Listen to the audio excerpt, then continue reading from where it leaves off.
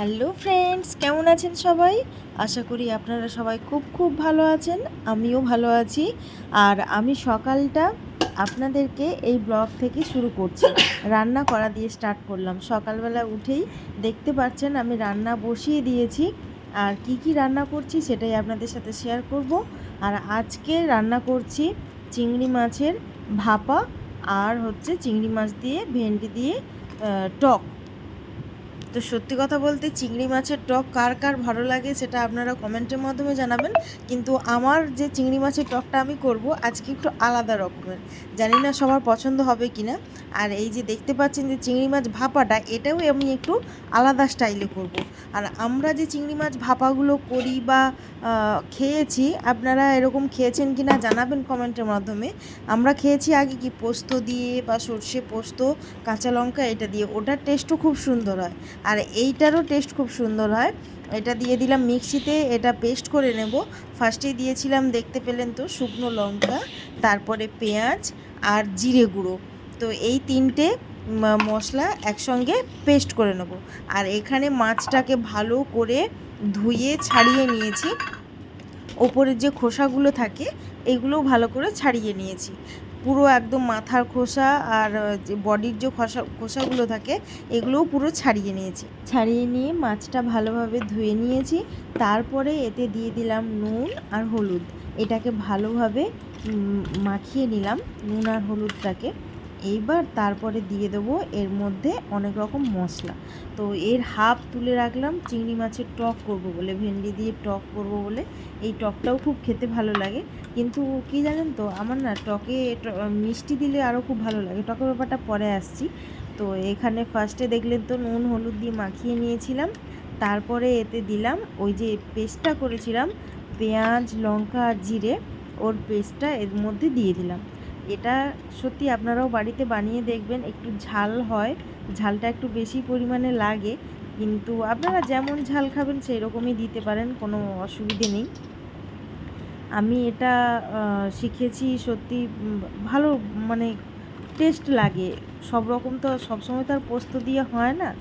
তো এর মধ্যে দিয়ে দিলাম ওই পেস্টটা, তারপরে দিয়ে দিলাম কাঁচা সর্ষের তেল।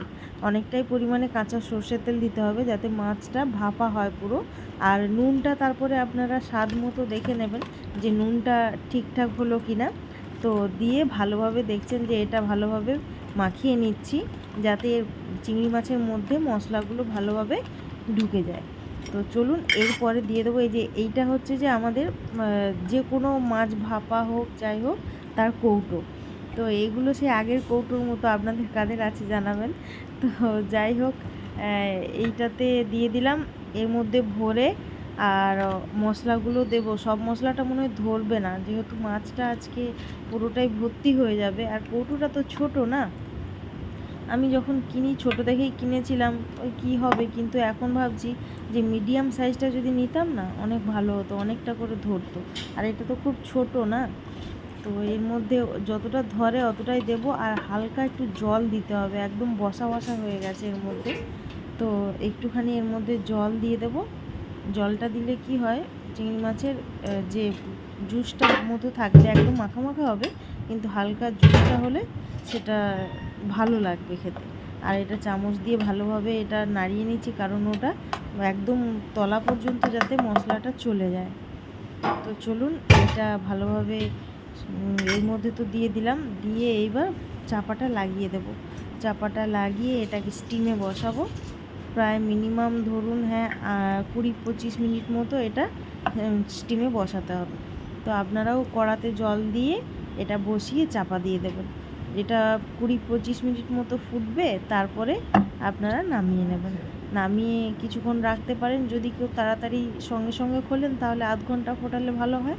আর যদি কেউ বলেন যে দেরি করে খুলবো, তাহলে ওটা 20 মিনিট হলেই হয়ে যায়।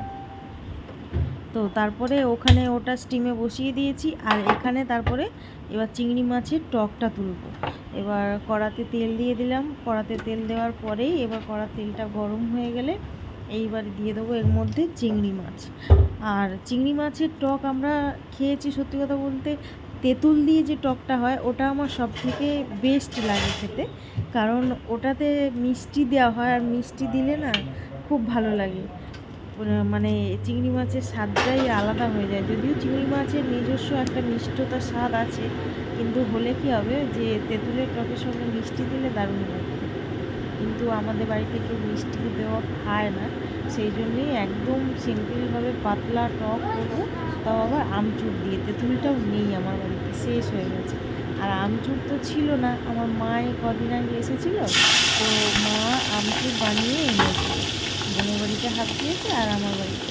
তো এটাও শেষ হয়ে আসছে, মাকে ফোন করে বলবো যে আমচুরটা পাঠাতে। তো মাই সব দেয়, আমি তো এগুলো পারি না বানাতে। তো আর মাঝে মধ্যে যদি কখনো একদমই শেষ হয়ে যায়, বাজার থেকে কিনে আনা হয়।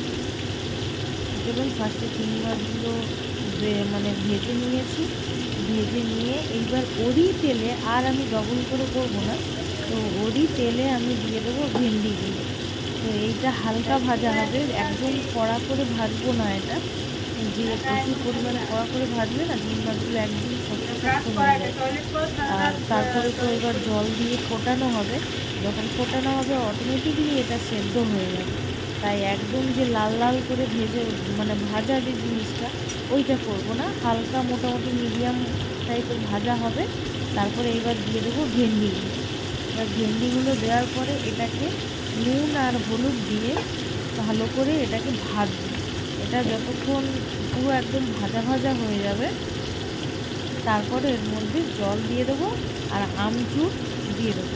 দিলে কি হবে, এবার এটা ফুটবে, ফোটার পরে তারপরে হালকা কাঁচা সরষের তেল দিয়ে তারপরে নামিয়ে নেব। তো এই হচ্ছে আজকে আমার রেসিপি, এই দুটোই আজকে করবো। হ্যাঁ, আর দিয়েছিলাম আলু ভাতে দিয়েছিলাম, কারণ হচ্ছে আলু ভাতে টকের সঙ্গে আলু ভাতেটা বেস্ট লাগে খেতে। আর চিংড়ি মাছ তো আমার এমনিতেই প্রিয়। আর চিংড়ি মাছ সত্যি কথা বলতে কী বলুন তো, যদি মানে এমনি নর্মাল যদি ভালোভাবে ভেজে পেঁয়াজ লঙ্কা দিয়ে মানে মেখেও খাওয়া যায়, আর ওইটা দিয়েই ভাত খাওয়া যায়, আর অন্য কিচ্ছুতে লাগে না। তো চিংড়ি মাছটা এমনি সবেতেই যায়, চিংড়ি মাছ প্রত্যেকটা তরকারিতেই যায়, আর চিংড়ি মাছ খেতেও খুব টেস্টি হয়। আমার তো খুব ভালো লাগে খেতে। আমি একটুখানি চিংড়ি মাছ মানে মাখা দিয়েই আমি ভাত খেয়ে নেব। যাই হোক, এবার তারাও আছে, আজকে অফিস যাব, আজকে সানডে, যদিও আজকে হাফ ডে আছে, তাড়াতাড়ি চলে আসব, প্রায় 2-2:30-এর দিকে চলে আসার কথা। দেখা যাক কেমন গাড়ি থাকে, সে তার উপরে নির্ভর করে আমার। যদি বেশি গাড়ি থাকে ওয়ার্কশপে তো তাড়াতাড়ি বেরোতে পারবো, আর যদি হচ্ছে মানে কম গাড়ি থাকে তাহলে হয়তো ডিউটি করতে হয়, দেরি করে বেরোতে। তো এবার জলটা দিয়ে দিলাম, দেখুন এবার এটা ফুটতে থাকুক, আর অনেক কাজ আছে। আর এই কদিন ধরে না গদিটা, ওই যে বৃষ্টি হচ্ছিল, ওই জানলার ওই পাশটা থেকে না জল পড়ছিল।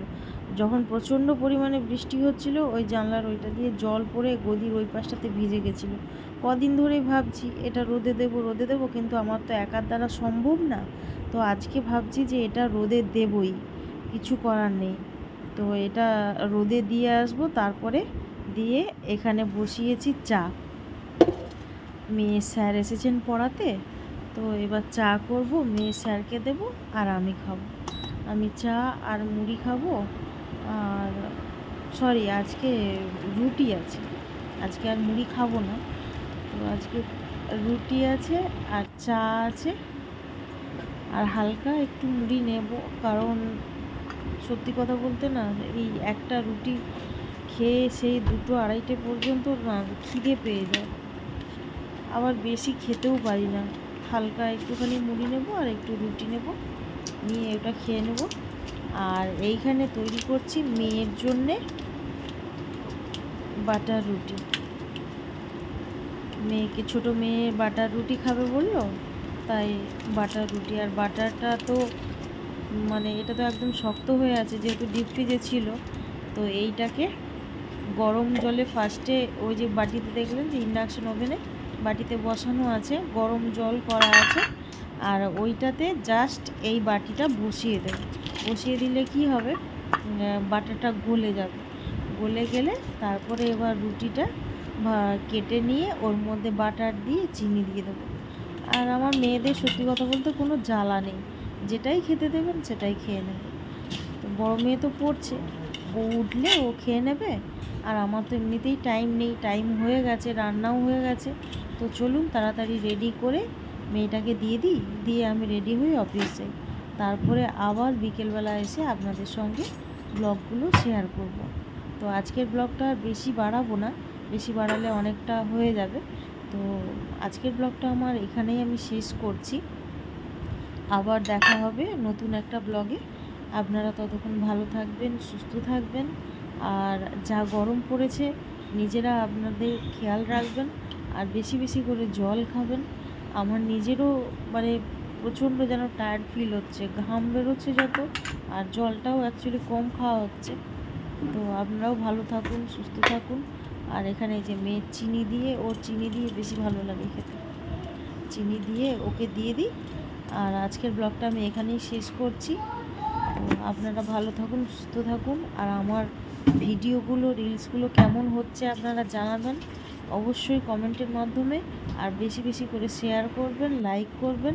আর কোনো যদি ভুল ত্রুটি হয়ে থাকে সেটাও আমাকে জানাবেন, যে এটা ভুল হচ্ছে বা এটা ঠিক হচ্ছে, তাহলে আমি সেটা আরও বেটার করার চেষ্টা করব।